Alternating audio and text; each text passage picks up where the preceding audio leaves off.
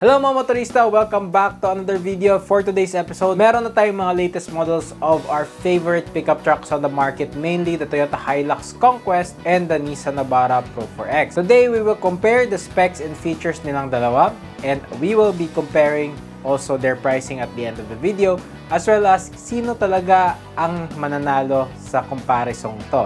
Now, simulan natin sa kanilang performance. Si Toyota Hilux Conquest and Nissan Navara have quite different engines.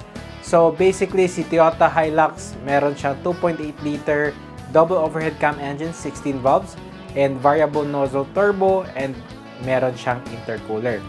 Dito naman sa Nissan Navara, it is a smaller engine at the 2.5 liter double overhead cam pa rin, 16 valves, and variable turbo siya and intercooler. But different approaches to their engines. When it comes to the power though, the Toyota Hilux wins it because meron siyang 204 PS of max power and 500 Newton meters of torque. Dito naman sa ating Nissan Navara, it only makes 190 PS of max power and 450 Newton meters of torque. However, yung Toyota Hilux natin is quite a bit heavier than the Nissan Navara.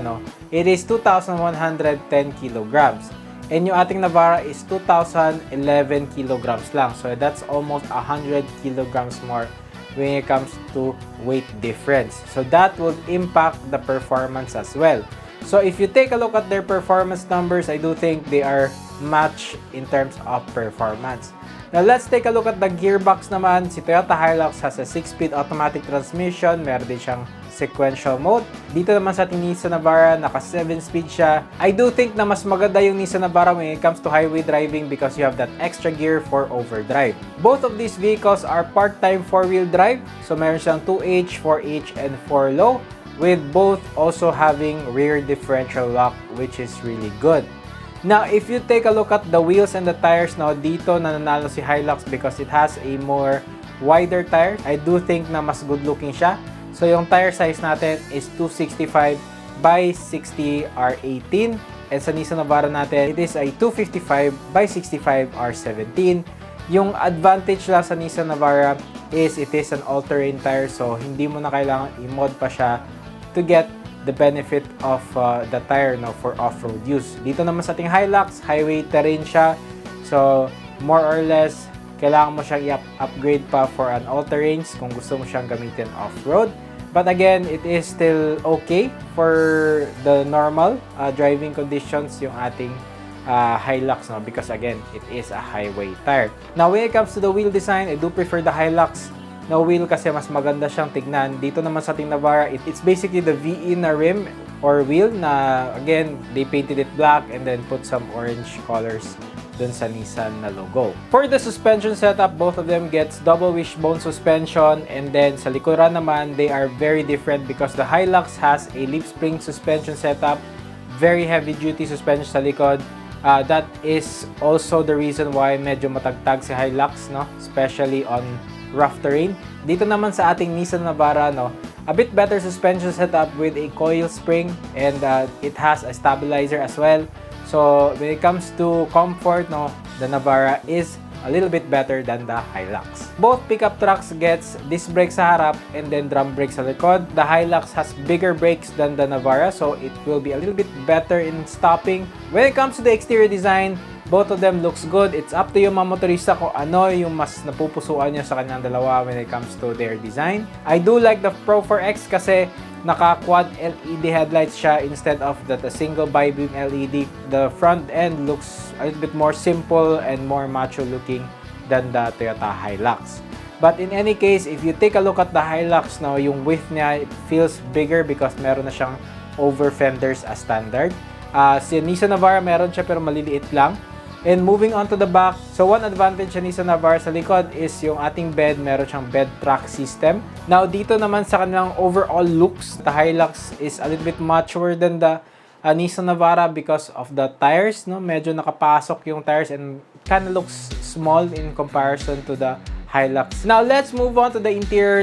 Both of these vehicles have unique interior designs. The Hilux is a little bit better dito sa loob ng interior niyan. Yung design is a little bit more intricate than the Nissan Navara. The Nissan Navara for me is a little bit simpler in the looks department. When it comes to the technology naman mga motorista, lead na lead si Navara dito because it has a 7-inch driver display in comparison to the Hilux 4.2-inch driver display.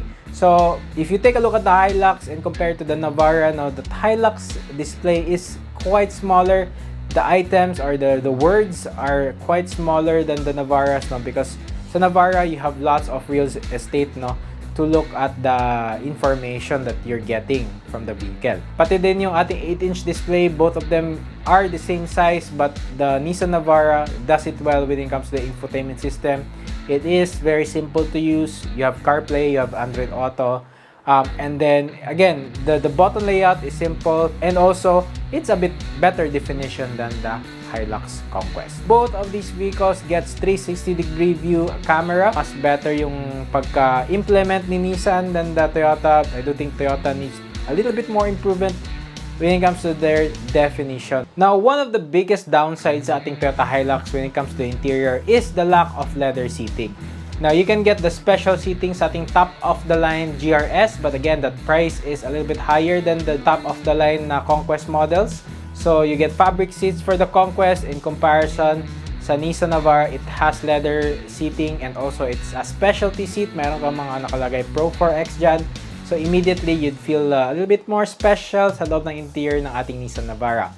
Another thing is that the Nissan Navara also gets powered driver seat. In comparison, the Hilux is a manual adjustment sa kanyang seat. When it comes to the power windows, mas advantage si Toyota Hilux dito kasi it is auto up and down for all the windows sa passenger and also for the driver, while the Navara only gets it for the driver's side. When you go to the back of the pickup trucks, yung advantage na naman ni Navara dito is we have rear air vents. It's a godsend in our hot climate dito sa Pilipinas. Unfortunately, sa Toyota Hilux Conquest, hindi mo makikita yan. You have to go for the top spec GRS in order to get rear vents. So both of them are very decent sa likod, no? Parehas lang sila na comfortable yung seats. Now moving on to the basic safety features, both of them gets ABS, EBD, traction control, stability control, hill start assist, hill descent control, standard yan sa kanila. But when it comes to the airbag count, mas edge si Toyota dito because it has 7 airbag system than the Navara's 6 airbag system. Another advantage of the Hilux is the availability of adaptive cruise control for the Conquest model, which the Navara has only manual cruise control. Dito naman sa ating other features such as blind spot warning, rear cross traffic alert, unfortunately, wala si Toyota Hilux niyan, and that is an edge to the Navara. Aside from that, meron din si Navarang automatic high beams which the Toyota Hilux also lacks. So, the most important part of buying a pickup truck is yung ating price. Magkano yung price ng ating Toyota Hilux and magkano naman yung ating Navara?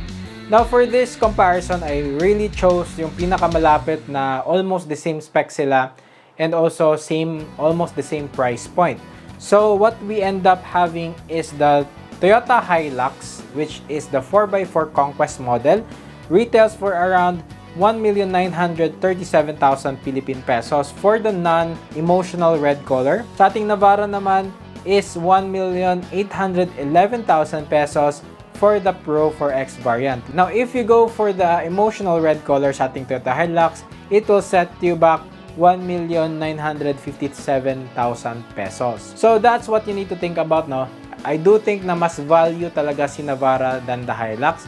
Do you like this video? Hit the thumbs up, subscribe, and do click that notification bell for more videos in this channel. This is Adrian, you're watching Motorista Adventures, and I'll see you on the next episode. Bye.